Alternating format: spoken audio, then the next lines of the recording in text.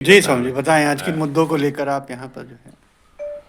सर्वप्रथम जो हमारे हिंदू सनातनी बाहरी देशों में रह रहे हैं उनके ऊपर में जो अत्याचार हो रहा है इस समय, जो ज्वलंत मुद्दाएं हैं, उसके लिए हम केंद्र सरकार से, राज्य सरकार से मांग करते हैं कि उनकी सुरक्षा के लिए वहाँ वो सुरक्षित रहें। उसके लिए कुछ ऐसा है जो सरकार की तरफ से उन देशों को ऐसा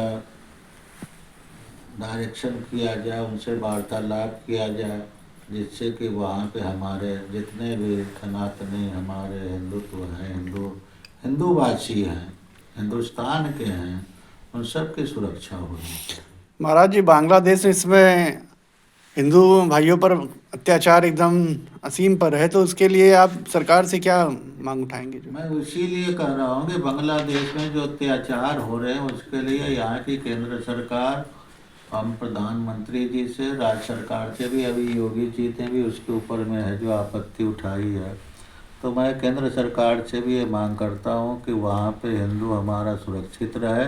इसके लिए बांग्लादेश की सरकार से वार्तालाप करके सुनिश्चित किया जाए कि वहाँ पे हिंदुओं पे जो अत्याचार हो रहे हैं वो बंद हो। अखाड़े की भी कोई रणनीति है क्या कि जिससे कुछ सहायता उनकी की जा सके जो है? अखाड़े तो हर तरह से सहायता के लिए तैयार है। वो अगर हमारे हिंदुस्तान में आते हैं तो हम उनकी सहायता के लिए हर तरह का संभव प्रयास करेंगे।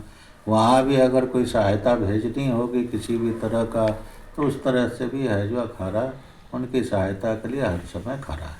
जैसा कि आप सुन ही रहे, हमारे महंश्री ने बहुत विस्तार से बताया कि आज जहाँ एक तरफ सारी दुनिया में सनातन का डंका बज रहा है हिंदुस्तान का, वहीं अन्य देशों में रहने वाले हिंदुओं के ऊपर घनघोर अमानवीय उनके साथ व्यवहार हो रहा है।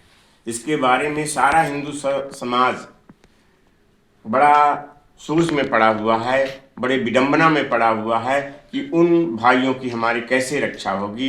इसके लिए हम तीनों अखाड़े एक साथ बैठ करके एक रणनीति बना रहे हैं कि राष्ट्रपति से मिल करके, प्रधानमंत्री से मिल करके, मुख्यमंत्री से मिल करके किसी प्रकार से बांग्लादेश में या अन्य देशों में जहाँ भी हमारी हिंदू समाज रह रहा है, वहाँ उनकी रक्षा के लिए जो है हमारी सरकार ठोस से ठोस कदम उठाए, जिससे हमारे भाइयों की रक्षा हो सके। दूसरी बात, आज की बैठक का मुख्य उद्देश्य जो रहा है कि जो हमारे हरिद्वार में और नासिक में, उज्जैन में आगामी कुंभ मेला 2027 की व्यवस्था के बारे में विचार विमर्श हो रहा है कि इतने व्यापक स्तर पर कुंभ मेले लगने जा रहे हैं। तीनों कुंभ मेला एक साथ लगने जा रहे हैं, 2-2, 3-3 महीने, 4-4 महीने का अंतराल है।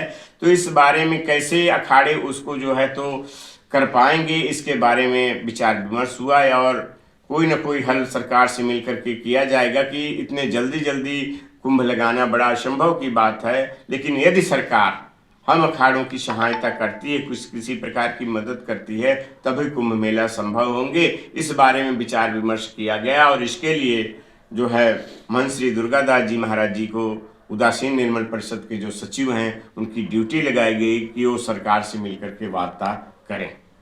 आपके राज्य की खबरें, आपके शहर की खबरें सबसे पहले जानने के लिए देखते रहें अमर उजाला। चैनल को सब्सक्राइब जरूर कर लें और पाएं हर अपडेट।